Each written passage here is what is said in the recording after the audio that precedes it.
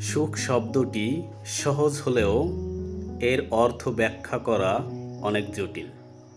কেউ কেউ মনে করেন দামি গাড়ি, বিলাসবহুল বাড়ি কিংবা আকর্ষণীয় সঙ্গীর মধ্যেই সুখের মূল উৎস।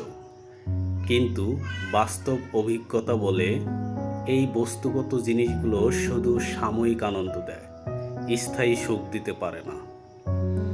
প্রকৃত সুখ লুকিয়ে আছে সহজ সরল জীবনে।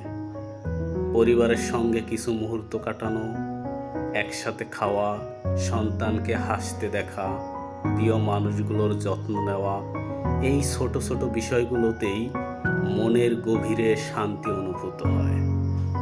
যখন মানুষ তার প্রিয়জনদের পাশে পায়, তখন জীবনের ভার হালকা হয়ে যায়।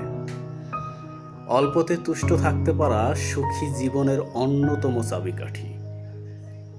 অনেকে সারা জীবন ভোগ বিলাসের পেছনে ছুটে চলেন, কিন্তু তৃপ্তি পান না। অন্যদিকে কেউ কেউ সীমিত সম্পদ নিয়েই সুখে জীবন কাটান, কারণ তার যা আছে তাতেই সন্তুষ্ট।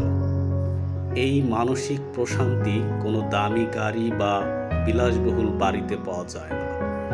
সুখ মানে শুধু বাহ্যিক আরাম নয়, বরং মনের শান্তি, সম্পর্কের উষ্ণতা এবং জীবনের প্রতি ইতিবাচক দৃষ্টিভঙ্গি। তাই বলা যায়, সুখ বাইরের জিনিসে নয়, বরং নিজের দৃষ্টিভঙ্গি আর ভালোবাসার মানুষদের সঙ্গে সম্পর্কের গভীরতায় নিহিত। পরিশেষে বলি, সুখ খুঁজতে বাইরে নয়, নিজের ভেতর তাকাতে হবে, আর সেটাই আমাদের জীবনের সত্যিকারের তৃপ্তি এনে দেয়।